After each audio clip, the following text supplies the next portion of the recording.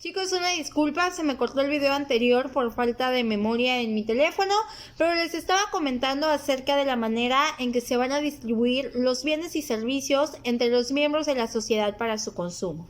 Y les decía yo que para todo lo que queremos, pues necesitamos dinero, obvio. Si es un bien o servicio que necesitamos consumir, pues necesitamos dinero. Tenemos sed, queremos ir por una coca, necesitamos comprarla. ¿Con qué? Con dinero. Queremos pagar la colegiatura, pues tenemos que hacerlo ¿con qué? Con dinero. De tal manera que la manera en que se van a distribuir los bienes o servicios producidos dentro de una sociedad es a través de los ingresos que ésta va a tener. De tal forma que quien gana 1,000 pesos quincenales, pues consumirá menos bienes y servicios que aquel que gana 10,000 pesos quincenales, ¿no? Entonces, entre más ganes, pues más bienes y servicios podrás consumir, y entre menos ganes, pues menos bienes y servicios consumirás, ¿no? Esta respuesta, chicos, también tiene que ver mucho con el sistema económico que se esté manejando. Si en una sociedad hay un sistema económico pues estable, bueno, de calidad, pues obviamente los estándares y su desarrollo económico será mucho más alto que una que pues tiene una economía mala. Para eso voy a hacer una comparación para que a ustedes les quede un poquito más claro, ¿no? Por ejemplo, las condiciones mínimas de bienestar de Estados Unidos son de más nivel que las de México. En Estados Unidos, una persona, aunque sea pobre, por lo menos tiene un carro. En México, una persona pobre no puede aspirar a tener un carro porque no tiene ni siquiera que comer. Entonces, pues la estabilidad económica depende mucho del país de que se trate, de las políticas económicas internas que tenga y de las economías, qué tan económicamente sana esté su situación. Bien. Hasta aquí, chicos, vamos a terminar de ver la parte introductoria de qué es la economía y sus cuestiones básicas para adentrarnos ya en la parte de los principios fundamentales de la economía internacional. Yo les platicaba que la economía internacional pues hace referencia, ¿verdad?, al conjunto de políticas, al conjunto de decisiones empleadas con la finalidad de fomentar, organizar, estudiar, regular, pues las actividades económicas internacionales y los que éstas tienen como consecuencia. De tal manera que la economía internacional va a hacer referencia a las actividades económicas y a los intercambios económicos que se realizan entre países de distinta soberanía. ¿Y por qué hablo de países de distinta soberanía, chicos? Porque son países que cada uno de ellos tiene un poder, cada uno de ellos tiene una forma de gobierno, una soberanía, son libres y soberanos, ¿verdad? Entonces estos estados, estos países realizan acuerdos con la finalidad de pues tener actividades económicas bilaterales o demás países, dependiendo de los países de que se traten, y pues obtener beneficio de esas actividades económicas. La política económica internacional es fundamental, chicos. ¿Por qué? Porque hoy en día vivimos en algo que se le conoce como sociedad globalizada, en la que cada vez dependemos todos los países de unos de otros para poder obtener un desarrollo adecuado, un desarrollo generalizado y por ende el beneficio global. Bueno, vamos a hablar un poquito de esto para que ustedes lo puedan entender de mejor forma. La economía internacional, chicos, surge de esta necesidad que tienen los países de distinta soberanía, los estados de distinta soberanía, de realizar actividades que benefician unos a los otros. Sin embargo, estas actividades no se podían realizar si no hubiera un orden establecido. Y ese orden establecido precisamente lo da la economía internacional, ¿sale? La economía internacional pues precisa el orden que han de llevar a cabo las transacciones realizadas por países de diferentes soberanías. Bueno, pero ¿cómo surge esto? Vamos a hablar desde el principio. Para hablar de cómo surge esto, esta cooperación, este intercambio que hay entre países, tenemos que hablar de un fenómeno relativamente nuevo. Y hablo de relativamente nuevo porque no es que se diera hace 5 años, ¿no? Ya tiene muchísimo más. Sin embargo, es relativamente nuevo porque todos los países, todas las realidades nos hemos ido adaptando a este fenómeno, lo hemos ido conociendo poco a poco y poco a poco estamos entendiendo qué es, de qué trata, cómo funciona. Este fenómeno recibe el nombre de globalización. No sé si alguna vez ustedes ya lo han escuchado, yo estoy segura que sí, porque precisamente el comercio exterior se rige de la globalización. La globalización es un fenómeno, chicos, que hace referencia a esta creciente interdependencia. Ojo, digo oído por ahí.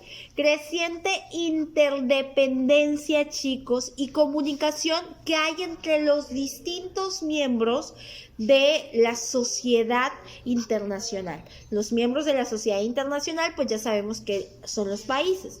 Pues hagan de cuenta que con el fenómeno de la globalización, los países están entrando en una realidad en la que necesitan estar comunicados y en la que necesitan estar en una relación de interdependencia. ¿Y qué digo con una relación de interdependencia? La interdependencia hace referencia a que un país necesita de otro y ese otro necesita de otro país para desarrollarse. Es decir, para que nosotros como país podamos desarrollarnos, necesitamos que los otros países también crezcan. Entonces, si un país crece o un país potencia crece, en función de eso un país en vías de desarrollo tiene que crecer. ¿De qué trata la globalización? La globalización pues trata precisamente de esta creciente comunicación e interdependencia que hace referencia precisamente al intercambio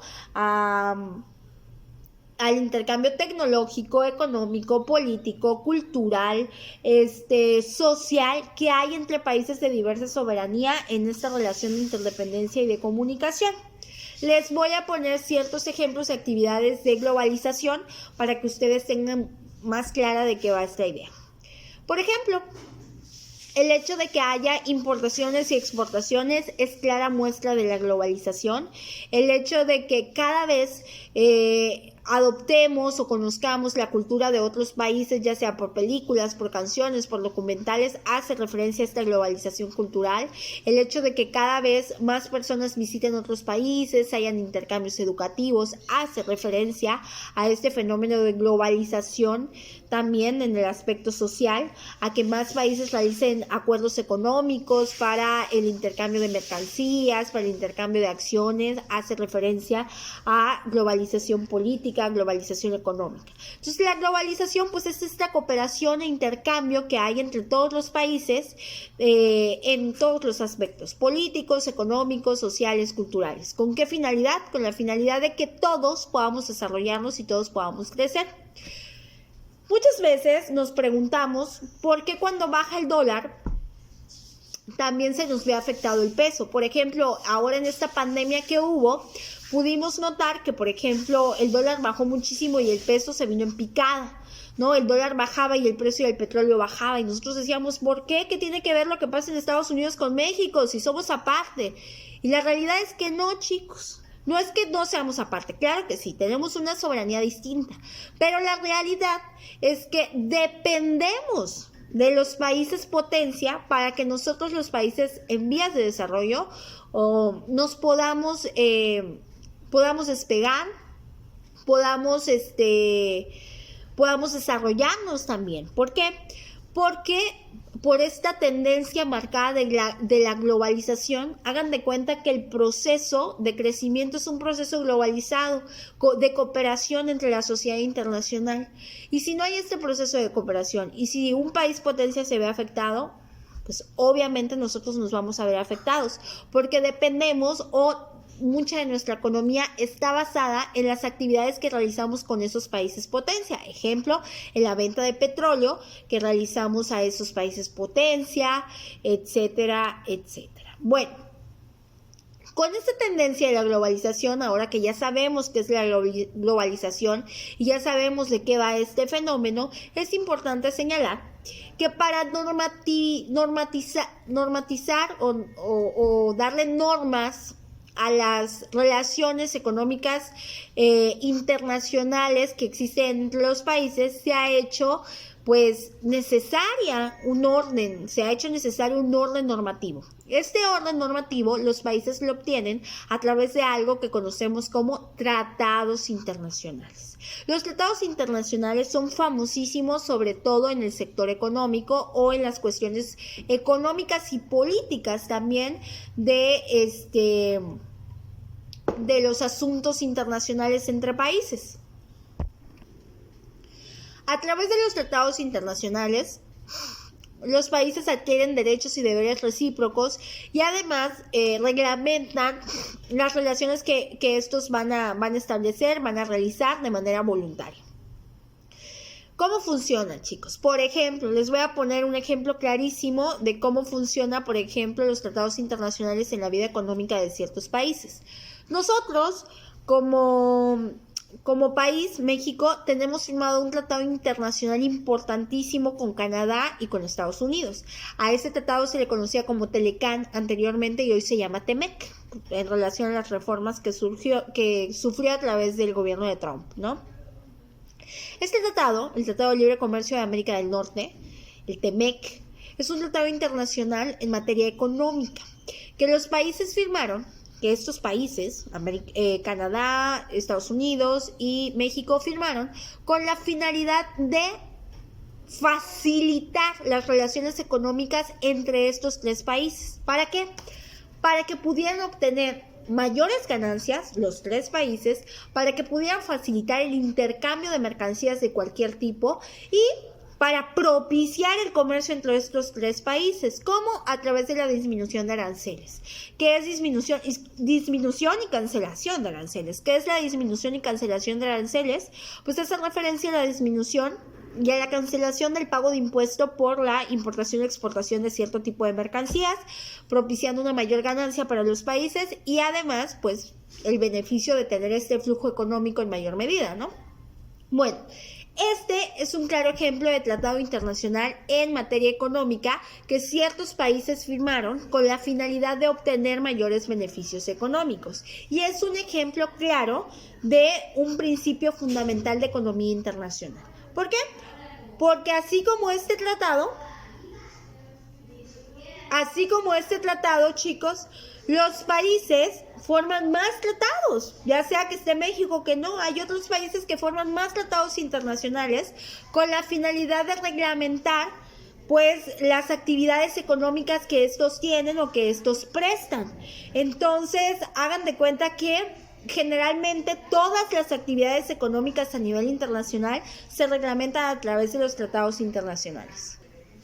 Bueno, chicos, una vez que les he explicado esto, les voy a dar la definición clara de qué es un tratado internacional. Un tratado internacional es un acuerdo de voluntades entre dos o más países con la finalidad de regular relaciones recíprocas en las que los países contratantes tienen derechos y obligaciones y pues a través de ellos garantizar su cumplimiento, ¿no? México tiene muchísimos tratados en materia económica, al igual que los otros países. Sería cuestión de que si a ustedes les interesa este tema, investigaran diversos tratados internacionales